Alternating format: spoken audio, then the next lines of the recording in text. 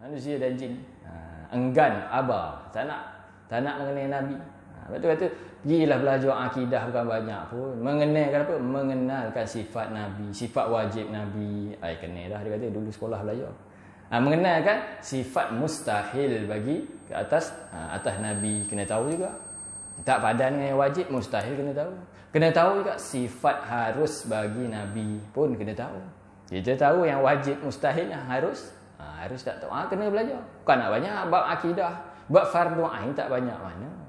Tapi kita macam-macam alasan, sibuk lah, tak sempat lah, itulah, sakit lah, pening lah, penat lah, ada saja. Duk berkira selawat banyak sikit. Banyak dah, dia kata, berbuih-buih mulut selawat, kata. Padahal Nabi dengan kita tak pernah berkira langsung. Kan? Nabi bangun bangkit saja di padang mahsyar nanti. Ummati tu boy. Terus tanya umat aku macam mana, malaikat. Umat aku macam mana? Umat aku. Tanya umat dulu. Italah yang selalu lupa pada Rasulullah. Jadi tak apalah. Kemudian Aminah sedar lah. Bila Aminah sedar, dia punyalah risau. Aminah tengok mana anak aku. Tengok Nabi ada dah. Aminah ni dia nak bersalin tu bukan dia seorang. Dia ada pembantu dia.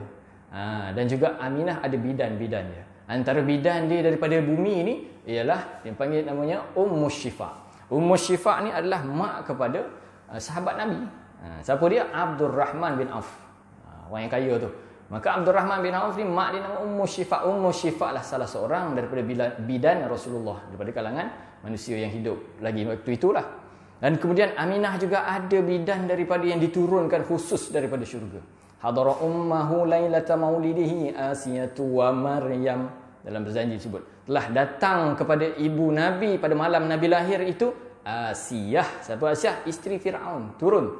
Dan juga Maryam, mak kepada Nabi Isa, turun di atas kehendak perintah Allah Ta'ala, pergi menyambut kelahiran Nabi. Nabi bukan orang biasa-biasa. Memang manusia, Nabi pun manusia, tetapi bukan macam manusia biasa.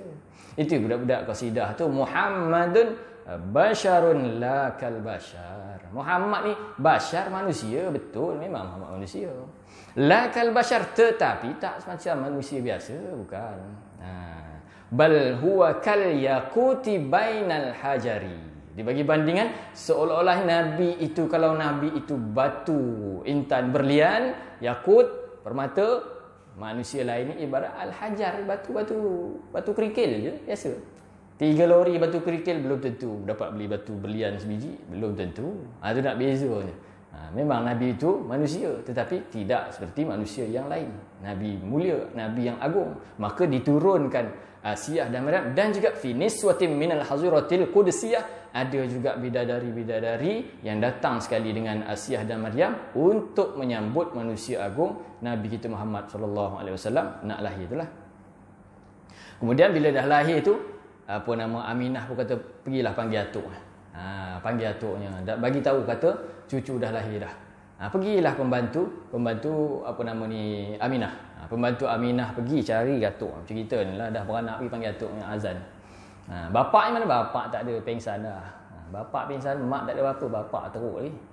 Pergi panggil atuknya. Atuk mana? Atuk pun tak ada. Pergi mana? Tak tahu, pergi mancing ruan agaknya. Menuju atuk ada. Kalau tak ada, siapa nak azan? Suruh misi azan. Tak apalah. Jadi cari duk mana Abdul Muttalib. Abdul Muttalib atuk Nabi. Pergi cari tengok, rupanya Abdul Muttalib duk di Masjidil Haram. Awal pagi lagi Abdul Muttalib duk Masjidil Haram dah. Duk di Hijr Ismail kat Kaabah tu lah. Duk situ cari bagi jumpa, bagi tahu kata cucu apa nama, anak menantu kau beranak dah. Anak menantu bersalin dah. Dapat anak laki-laki. Punya seronok Abdul Muttalib. Pergi berlari balik rumah, tengok apa nama menantu, tengok cucunya. Sampai situ diangkat cucu punyalah. Aminah pula cerita pula sekian berlaku apa semua, ada malaikat turunlah, apa penuh cahaya apa semua. Lagilah Abdul Muttalib seronoklah apa nama keluar. Bawa Nabi ni keluar, Abdul Muttalib punya seronoknya pergi masuk Masjidil Haram balik. Buat apa tu? Bawa Nabi pikul, dukung Nabi ni pergi tawaf Kaabah. Tawaf Kaabah, pusing keliling sambil Abdul Muttalib berdoa kesyukuran kepada Allah Ta'ala. Rasa-rasa apa doanya? Kalau saya baca ramai tahu ni. Alhamdulillazi a'tani. Alhamdulillahilladzi a'tani. Kalau kita pernah dengar tu. Itulah syair yang dinyanyi, yang dibacakan oleh Abdul Muttalib sampai sekarang berapa ribu tahun. 1000 tahun lebih Abdul Muttalib duk baca tu. Hazal ghulam at-tayyibi al-ardani. Kan? Bacalah sampai habis. Jadi alhamdulillah, segala puji bagi Allah Taala yang telah memberi a'tani, yang telah mengkurniakan kepada aku hadzal ghulam, cucu aku ni. At-tayyib al-ardani, yang bersih suci, ardani salasilah, susur galur Nabi datang daripada keturunan yang bersih. Walaupun pada ketika itu zaman disebut zaman jahiliyah, orang minum arak apa semua, keluarga Nabi, titih waris Nabi ni tidak ada yang minum arak, tidak ada yang berzina, tidak ada yang berbuat syirik, tak. Datang daripada susur galur yang bersih. Jadi ringkas ceritalah, dah jadi adat orang Arab pada ketika itu apabila apabila melahirkan saja dia takkan duduk lama dengan mak. Dia menyusu dengan mak ni, dia tak duduk lama. Sekejap-sekejap saja. Nabi macam tu jugalah. Sebab tu ada yang mengatakan Nabi menyusu dengan Aminah dalam 3 hari. Ada yang kata 7 hari, seminggu. Ada yang kata 9 hari. Pendek kata tak lama lah, kalau 9 hari pun tak lama, sekejap. Nabi nak diserah kepada Halimatus Sa'diyah. Jadi bila nak diserah kepada Halimatus Sa'diyah untuk menjadi mak susu Nabi, Aminah cukup sedih hatilah nak bagi Nabi kepada orang pula. Baru duduk dengan anak, baru lahir tak dan 2 minggu, nak bagi kat orang pula. Nak bagi serah kat orang tu pula, bukan nak pisah sehari 2 hari, nak pisah 4-5 tahun tu. Tak tahu lepas ni boleh jumpa balik ke tidak, ke dapat entah hidup entah mati, tak tahu. Dulu Aminah dah pernah bersedih dah. Di ketika mula-mula Aminah mengandungkan Nabi dulu. Kan suaminya Abdullah minta izin, bagi tahulah kepada Aminah, aku ni nak pergi ke Madinah. Pasal Abdullah orang Madinah. Nak pergi ke Madinah, nak buat apa? Dia kata, nak pergi menziarah keluarga. Lama dah aku tak balik ke Madinah. Kata, Aminah kata tak payahlah pergi, kan tengah mengandung ni. Abdullah kata tak apalah, lama sangat dah tak pergi ziarah. Bukan nak lama pun. Aminah baru lagi mengandung, masa tu baru 2 bulan. Di atas bahagian riwayat yang kuat lah menyatakan baru 2 bulan. Nak pergi. Aminah kata tak apalah pergi. Nanti pergi janganlah lama-lama. Jadi Allah kata iyalah, selesai ziarah apa semua tu baliklah terus. Tapi bukanlah dekat pun sini. Mekah Madinah bukan dekat kan. Sini ke Kedah ke Perlis juga, ratus kilometer juga ada. Bukan pergi naik kereta. Pergi naik unta tu, makan minggu jugalah. Nak pergi nak balik tu. Pergilah Abdullah. Bila pergi tu, rupanya Abdullah wafat di situ. Tuwfiya bil Madinati. Setelah wafat Abdullah tu di Madinah. Pada ketika Nabi dalam kandungan, Nabi anak yatim dah. Nabi dalam kandungan 2 bulan lagi. Tu sedih dah situ. Ni nak pisah pula lagi dengan anak pula dah. Dengan suami tak dapat jumpa dah. Ini dengan anak pula ni. Anak pula seorang tu lah. Seorang tak ada lain lah. Itulah gunung, intan, payung, buah hati, pengarang ni semua lah. Pengarang jantung apa semua. Tapi dah memang begitu. Budayanya begitu. Sebab orang Arab ni nak besarkan anak tu. Tak nak besarkan di pekat di kota Mekah. Mekah tu pekan tu, kalau kita tengok peta lama tu, rumah tu dekat Nabi tu. Kalau Nabi besar dah, masa tu Nabi duk main, pergi berjalan. Nabi nak balik sampai sesat tak jumpa jalan. Akhir jumpa dengan si pakcik dia, jumpa Abu Lahab. Abu Lahab kata, kau nak ke mana Muhammad? Kata, nak balik rumah tak jumpa jalan. Pasal dekat sangat, lorong tu kita lorong. Situ akhir naik unta aku ni. Naik unta aku. Boh Nabi di belakang, dia duduk di depan. Tak mau bangun unta tu. Pukul, tak nak bangun. Pasal apa unta aku ni? Pelik dia kata. Turun pakcik Nabi. Siapa? Abu Jahal ke Abu Lahab? Tak ingat tu. Pergi cek tengok. Pakcik Nabi turun. Pasal apa unta ni tak nak? Bila turun dia duduk belakang pula. Kau duduk depan Muhammad? Nabi ditolak ke depan. Duduk depan, elok bangun. Sebab tu lama kata, kalau dipukul unta tu sampai mati pun, unta itu tidak akan bangun. Sebab apa? Kau duduk boh siapa di belakang? Raja, segala raja kau boh di belakang kau. Tak boleh boh di depan. Boh di depan tak payah pukul, unta elok bangun balik. Nak cerita sesak lah di Mekah, di kota Mekah sesak. Dia orang nak besarkan anak tu, di perkampungan, di desa. Di tempat ada bukit-bukit di sana tu.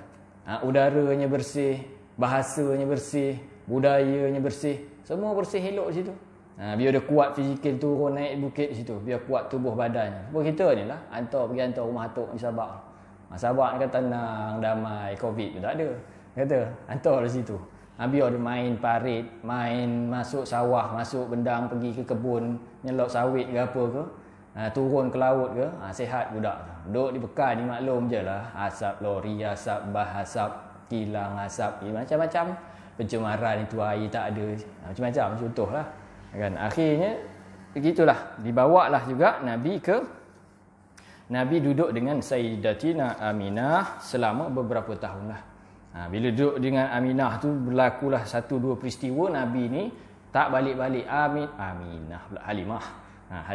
Halimah tunggu punya mana Muhammad tak balik-balik. Duduk pergi main dengan kawan-kawan tak balik-balik. Tunggu sampai petang baru balik. Tanya kau pergi mana Muhammad? Aku pula punyalah risau.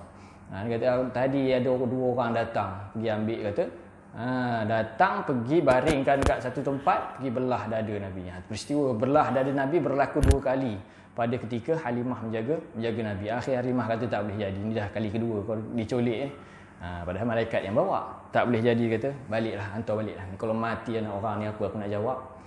Balik Nabi dalam lingkungan umur 4 atau 5 tahun macam itulah.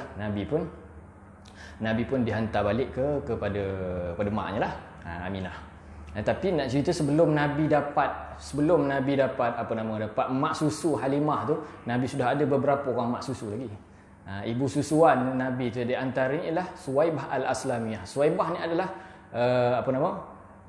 hamba perempuan bagi Abu Lahab. Hamba perempuan bagi Abu Lahab. Yang pergi bagi tahu Abu Lahab pakcik Nabi, adik-beradik Abdullah. Bagi tahu kata Nabi Muhammad, adik ipar kau dah melahirkan. Bagi tahu. Punya seronok, dapat pula anak saudara lelaki. Punya seronok Abu Lahab sampai dibebaskan Suwaibah tu. Suwaibah itulah disembelih 100 ekor unta setengah riwayatnya tu kan. Punya seronoknya Abu Lahab Nabi lahir tu. Suwaibah itu pernah menjadi ibu susu kepada Nabi juga. Sebelum tu juga ada juga beberapa lagi. Di antaranya ialah Ummu Aiman. Ummu Aiman ni hamba perempuan kepada atuk Nabi tu. Abdul Muttalib ada hamba nama dia Ummu Aiman. Jadi Ummu Aiman juga pernah menyusukan Nabi. Tapi semua dalam tempoh tak lama lah. Dalam seorang 3 hari, seorang seminggu macam itu je lah. Sebelum nak diserah kepada Halimah tu Sa'diyah. Jadi kita kalau tengok lah, saya lah kalau tengok ada, kalau orang dulu ada. Buat cari mak susu ni ada. Mak susu. Pasal kita pergi beraya tu kadang mak kenal kan, ni mbah kau. Yang ini adik-beradik mbah kau. Yang ini adik-beradik susu mbah kau. Kemudian adik-beradik dia hubungan tu kekal sampai ketua. Pasal nak kena bagi tahu tak boleh tak boleh berkahwin apa semua tu. Orang dulu ada, pasal orang dulu maklum je, bukannya ada susu lembu, susu jugro ke susu Lactogen, Dutch Lady, susu Cap Junjun, bukan ada. Kalau maknya tak cukup air susu, pergi cari orang hak mana yang ada bersalin baby tu, umur tak berapa jauh, seminggu 2 minggu, pergi bagi kat dia. Elok begitulah kita ni bagi susu lembu. Mujur tak ikut perangai lembu. Kan? Jadi susu dia kena jaga sebab ulama susu ni dia memberi kesan kepada budak. Sebab tu ulama sebab ar-radha yughayyiru tiba. Radha maknanya penyusuan ni mengubah perangai. Sebab itulah ada satu cerita lah tok guru kita cerita. Zaman dulu kala lah, sikit lagi kot, berapa lah. Adalah satu cerita zaman dulu lah. Ceritanya ada satu orang raja. Raja ni dia suka main kuda. Bela kuda, jaga kuda, buah kandang kuda, lumba kuda. Semua kuda memang cukup minat dengan kuda. Pel kuda je tak minat. Akhir nak buat satu pertandingan. Meslah kita buat pertandingan, dia kata pertandingan lawan kuda ni lah. Umum lah, bagilah tahu semua rakyat jelas siapa nak masuk. Rakyat ni bolehlah masuk. Yang mana ada kuda tu. Jadi raja pun kena bersiap lah. Bila raja bersiap, pergi cari ahli kuda, suruh tengok siapa yang ada kuda. Siapa ada kuda pula. Pergi tengok kandang kuda raja tu, kuda mana yang paling bagus sekali lah. Ahli kuda pun pergilah tengok, cari seko, cek hak paling elok sekali, paling gagah sekali nak berlawan ni. Bukan nak buat jalan-jalan. Cari, jumpalah satu ekor kuda. Dia kata, tuanku, hak ni kuda ni paling bagus sekali. Ya, mana kau tahu? Tahu ini kuda memang exercise ni. Ini jogging tak tinggal tiap petang. Cukup lengkap kilometer pacir apa semua cukup. Kan tanya orang jogging lah. Lepas tu, tak apa bawa. Sampai hari pertandingan dia pun lumba punya lumba. Betul menang, kuat kuda dia. Memang menang. Kan lumba lawan lagi menang saja. Akhir nak masuklah pertandingan last sekali lah. Ini kalau menang ni memang menang keseluruhan, memang menang terus. Tak ada tandingan langsung. Bila berlawan kuda tu, lawan siapa paling cepat sampai di garisan penamat tu lah. Lumba lah kuda tu. Bila start mula berlumba, nak sampai dah. Memang kuda raja tu depan sekali. Nak menang, kira menang kalau sampai tu. Tak dan sampai garis hujung penamat tu, tiba-tiba ada satu sumur, ada satu kolam sikit. Kolam tu ada berlumpur sikit. Kuda tu pergi boleh kona lepes situ, hala ke kolam yang ada berlumpur tu. Punya marah raja. Dia pergi terjun dalam kolam ada lumpur. Kalah raja. Menanglah yang lain. Kuda raja kalah. Lepas pada itu marah raja, kata pasal apa kuda ni boleh pergi melencong ke situ. Padahal nak habis dah. Tinggal sikit lagi nak menang lah. Boleh pergi tu kau siasat pergi panggil ahli kuda tadi. Dia duk kata kuda bagus sangat tadi. Tiba-tiba nak menang dah, pergi melencong, pergi hala ke lumpur tu. Siasat. Ahli kuda dia kata patut tuanku, patut lah. Patut pergi kona. Apa patut? Dia kata kuda ni dulu masa kecilnya dulu. Beranak lah. Masa bila lepas pada beranak ni, mak kuda ni mati. Kuda yatim. Binatang dia kalau mak mati, yatim. Orang kalau bapak mati baru yatim. Mak mati tak yatim. Kalau bapak mati baru panggil anak yatim. Binatang kalau bapak mati tak kisah pun. Bapak ni tak tahu siapa. Kan? Kalau mak mati baru panggil kuda yatim, binatang yatim. Jadi kuda tu mati maknya. Bila maknya mati, mana kuda tu nak menyusu, nak isap susu dengan siapa? Nak isap susu tak ada mak, tak ada. Adalah seekor kerbau. Kerbau itulah yang duk menyusukan si kuda tu. Kesian kan yang kerbau tu tengok kuda ni tak ada mak, dia menyusukanlah si kuda tu. Itu. Walaupun kuda sikit sebanyak perangai kerbau tu ada. Pasal tu kerbau suka mandi tu lah. Tu mandi lumpur, mandi kerbau. Kuda tu pun dapat jugalah sikit-sikit perangai mak susu dia pergi tu. Tu kita kata susu ar-radha yughayyiru tiba, dia mengubah perangai penyusuan. Jadi kena pilih lah. Elok kalau ada anak tu, kalau mak yang tak cukup susu, pergilah cari mak susu. Mak susu baru. Mak susu bukan mak baru, mak susu baru. Jadi habis. Apa ni? Dekat sejam dah kita, 10 minit ni. Potong. Habislah situ, itu cerita sikit sebanyak lah. Cerita, kalau nak cerita panjang lagi, ni kitab ada ni. Bab maulud, bab kelahiran Nabi banyak lagi. Sikit-sikit jadilah sejam ni. Maka ringkas lah. Nabi besar lah. Bila Nabi besar dah, lompat turun Nabi dah meningkat dewasa. Bila Nabi ni mula bekerja dengan Ummul Mukminin Sayyidatuna Khadijah binti Khuwailid. Sebab pasal apa yang Khadijah boleh berkahwin dengan Nabi tu adalah sikit-sikit lah kita cerita. Cuma Khadijah ni kita kenal lah. Khadijah ni seorang business woman lah di Mekah tu lah. Seorang ahli bisnes, orang ahli perniagaan. Dan juga seorang balu, janda. Jadi Khadijah ni dia dah berkahwin dengan 2 orang dah sebelum tu. Mati dua-duanya. Tinggallah janda lah, jadi balu. Cuma Khadijah ni dia ada perniagaan, dia akan bagi pada orang-orang lah. Orang mana-mana yang dia pilih tu, orang laki-laki tu yang nak meniagakan barang-barang dia ni lah. Meniaga jauh-jauh sampai ke sana tu. Jadi dia tak pergi, dia bagi modal saja. Adalah orang datang cadang ke Khadijah. Oh Khadijah kata, kau pergilah bagi dekat tu Muhammad, bagi kat Muhammad. Ada seorang lelaki tu nama Muhammad yang boleh meniagakan barang-barang dagangan kau ni. Bagi modal kat dia. Maka dilantiklah Nabi Muhammad salah seorang daripada yang meniagakan barang-barang Khadijah. Datang bawa pergi sekali dengan pembantu Khadijah, Maisarah. Maisarah lelaki bukan perempuan. Kau ingat Nabi berhaluat pula dengan orang perempuan? Tak. Maisarah adalah pembantu Khadijah lelaki. Bila pergi meniaga tu, balik-balik bawa untung besar apa semua. Maisarah pula cerita macam mana jujur Nabi, amanah Nabi, cakap Nabi meniaga apa semua. Baguslah. Untung pun banyak apa semua. Khadijah mulalah terpaut hati. Lepas tu tiap-tiap kali nak bagi modal niaga je. Kalau orang lain Khadijah bagi biasa-biasa, Nabi dan Khadijah bagi lebih. Kalau orang lain bagi 500, Nabi dia bagi 3,000. Contohlah kan, bagi Nabi banyak sikit. Niaga untuk niaga lagi, kembangkan lagi perniagaannya. Cuma asal kisahnya tu ada seorang kawan Khadijah ni lah, namanya Nafisah. Nafisah inilah dia pergi jumpa dengan Khadijah, kawan niaga dia juga. Tanyalah, ya Khadijah, ala tatazawwaj. Ditanya dengan Khadijah, wahai Khadijah, kau ni tak nak kahwin lagi ke? Jadi Khadijah pun kata, entahlah, nampaknya dah lah kot. Pasal orang perempuan biasa tak nak dah kan. Kalau mati lelaki tu biasa tak lah. Tak percaya pergi tengok kampung. Kan, banyak balu, banyak janda ke banyak duda? Banyak janda. Rumah kampung saya tu 40 rumah tu kira 3/4, 30 tu janda semua. Hak ada suami ni berapa orang je. Sikit je. Kan. Jadi Khadijah pun kata, tak nak lah, aku ni nak besarkan anak lagi, kau pun tahu. Nak jaga perniagaan lagi sekarang ni pun, tengoklah tengah mantap lah kita kata. Tengah mantap perniagaan ni, Covid ni pun jalan, laku dia kata. Akhir tak nak lah dia kata, tak payahlah. Tapi kan kau nak tahu, mula Khadijah buka cerita, adalah seorang lelaki yang aku upah tu, nama Muhammad tu, punya kerja bagus lah, elok lah, jujur lah, apa lah, untung besar bawa balik. Sembang pasal Muhammad, pasal Nabi Muhammad lah. Lepas tu sembang kan Khadijah sebut lagi, tapi kan itulah lelaki nama Muhammad tu, sebut lagi Muhammad.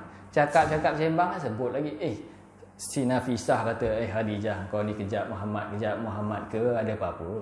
Khadijah kata, mana ada, tak ada apa-apa. Kau perempuan itulah, kalau ada kata tak ada, kalau nak kata tak nak. Tapi dia sama perempuan faham lah. Tapi tak apalah Khadijah, kalau kau nak, aku bolehlah recommend kan.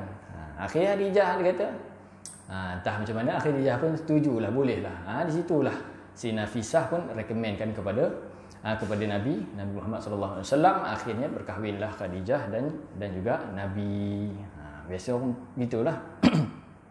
Orang kata pasal apa agaknya, apa nama, faham di situ mana lelaki ni banyak mati dulu pada orang perempuan. Kan, banyak lelaki mati dulu, pasal apa orang tanya. Kita betul-betul nak jawab lah. Tapi adalah orang cerdik pandai pasal apa, dia kata. Pasal apa lelaki mati dulu banyak tinggal janda tu pasal apa? Kerana orang lelaki-lelaki ni dia kata hatinya di hati. Orang perempuan hatinya di mulut. Faham tak faham? Tak, fikirlah balik tengok faham ke tak faham kan. Orang lelaki hatinya di hati. Semua disimpan dalam tu. Mati. Orang perempuan lepas semua habis. Habis macam tu. Kisah berkenaan Rasulullah sampai situ dulu lah. Kita dah dekat pukul 11 lah. Akhirlah, last lah. Last sedikit sebanyak lah pesanan lah. Kita selalu pesan di mana-mana pun dengan ceramah orang kampung, baca kuliah, baca kitab ke apa ke, pesan dengan kawan-kawan, setengah-setengah kawan lah, ada juga kita pesan. Sini pun kita pesan lah sikit. Supaya apa? Supaya kita ini memperbanyakkan selawat kepada Rasulullah. Kerana tuntutan kita ini bukan tuntutan berselawat dah. Selawat, siapa boleh selawat? Kalau dia orang Islam, mesti dia ada selawat. Tapi orang yang memperbanyak selawat, terpayah sikit. Jadi kita kena jadi orang yang banyak selawat. Pasal nanti kita nak minta tolong Nabi. Kita nak pergi ke akhirat ni. Kita ni hala ke mati semua. Semua baka-baka mati, tak ada tak mati. Semua nak mati nanti.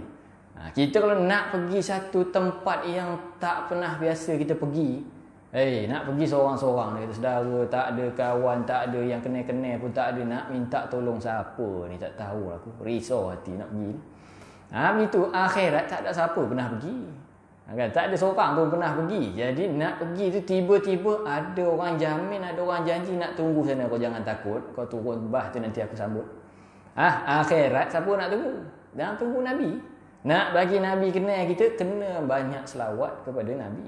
Sebab itulah kata ulama, tak dikatakan banyak melainkan 300 kali sehari. Paling kurang tu 200 tak banyak, 290 tak banyak, 299 tak banyak. Banyak 300 tu ulama kata sekurang-kurang banyak. Hak elok 1000 banyak sangat. Buat dulu 300 buat dulu. Boleh istiqamah 40 hari, baru tambah 1000. Boleh istiqamah 40 hari, baru tambah 3,000, 5,000 ikut. Jangan yang panjang-panjang, yang pendek-pendek pun jadi. Allahumma salli ala sayyidina Muhammad. Jadi lihat tu. Pegang tasbih, bila tasbih kau nak mahal 7-8 ringgit, bila tasbih tengok. Baca baca sallallahu ala Muhammad pada pendek, sallallahu ala nabiyil ummi kan pendek. Ahabul a'mal ila Allah adwamuha. Allah Taala kasih kepada amalan yang berkekalan dan istiqamah wa in qalla sekalipun sedikit. Tapi selawat ni biarlah kita memperbanyak selawat. Satu. Yang keduanya biarlah kita ni ada bekalan seperti kita nak jalan jauh juga, selain kita takut tak ada orang tunggu, kena bawa bekal siap-siap lah. Kata tak tahu lah apa kita nak makan sana, tak tahu. Nak pergi ke akhirat pun kena ada bekalan. Maka banyakkan kita tahlil la ilaha illallah. Sekurang-kurangnya kita simpankan bagi diri kita sendiri 70,000 kali la ilaha illallah. Cantik. Hari ini la ilaha illallah, zikir la ilaha illallah, tahlil 100 contoh. Cantik. Orang dulu ada. Ya. Kemudian besok 100, lusa 100, tahlil la ilaha illallah, bagi cukup 70,000. Ada sebut dalam kitab Kifayatul Muhtaj yang menceritakan tentang Isra Mi'raj adanya. Di antaranya adalah menjadi penembus bagi api neraka. Sila-sila kata tak kena gaya nak hala ke neraka dah, ada simpanan tahlil kalimah thayyibah la ilaha illallah. Hak tu lah yang dapat menggantikan, tak payah masuk neraka. Orang yang tak nak buat bid'ah, tak ada hadis semua untuk dhaif apa semua, biarkan dia. Kita buat itu. Kalau untung pun kita, kalau rugi pun kita, bukan dia. Aku yang cakap yang mana? Kan? Satu dan yang ketiga ni memperbanyakkan membaca qul huwallahu ahad. Tu surah Al-Ikhlas lah, qul huwallahu ahad, baca sampai habis. Sebanyak mana? Sekurang-kurangnya seumur hidup kita simpan 100,000 kali surah Al-Ikhlas untuk kita. Bukan semua itu 100,000 lebih ikut lah. Habis cukup 100,000 tu, boleh lah kita buat lagi. Boleh kita sedekahkan kepada mak kita, ke bapa kita, ke tok kita, ke biar lah orang kata tak sampai biar. Kalau tak sampai nak mana? Sanggup dari dulu. Sampai setengah sebahagian ulama menyatakan sampai bacaan itu kepada mereka. Jadi yang apa-apa hal pun kita dulu lah buat untuk kita. Sebab dia target, dia bertarget. Kalau tak ada target dia baca banyak lah kot, berbuih lagi banyak lah tu. Kan tak ada target. Jadi buat target tu kena 70,000 seumur hidup, bukan sebulan, bukan. Bacalah banyak mana, sehari 100 pun jadi. Besok 100 pun lah, besok tambah. Sebab tu orang dulu lah, kalau kita duduk sabar lah kan. Kalau ada lah di kampung tu, dia tulis tu. Kalau memberi tahlil lepas keluar Allah tu, lepas tahlil tu tulis kau berapa 100, dia 200. Tolong baca sambung. Sebab orang dulu-dulu ni ilmu kadang tak banyak mana, tapi amalan ada. Amalan ada. Simpan masing-masing orang tua-tua dia tengok. Dia tanya ada tak simpan keluar Allah? Ada. Jadi bila dia mati nanti waris dia tengok berapa keluar Allah. Al-Ikhlas mak aku ni ada 70,000, tak cukup 30. Ada buat 10,000. Buat dia orang kampung pula tolong baca niat kepada si mati. Itu amalan. Jadi kita pun buat target. Kalau tak ada target, tak ada matlamat, nanti cepatlah apa nama? Malik lah nak buat. Kalau ada matlamat, ada target yang kita nak capai 10, 100,000, 70,000 contoh lah. Orang kata bid'ah tak ada hadis tu, ikutlah dia. Baca Quran, tak salah pun. Wa may ya'mal mithqala dzarratin khairan yarah. Kan Tuhan sebut orang yang beramal satu benda yang terlalu hal kecil, mithqala dzarratin, sebesar zarah, kebaikan dia buat, khairan, kebaikan dia buat, yarah, nanti dia akan dapat tengok kesan kebaikan. Takkan Allah tak ada kebaikan, la ilaha illallah tak ada kebaikan. Itulah sedikit banyak lah. Kita bukan orang baik sangat, tapi sekadar nak mengingat sepenuhnya Muhammad Rasulullah.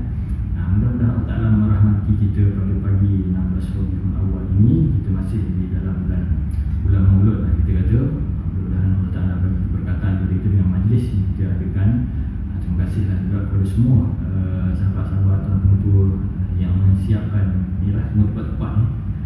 Semua kaki tangan Umi Sor 6 sahabat-sahabat guru yang ada di sini dan yang menengok di di tempat masing-masing lah.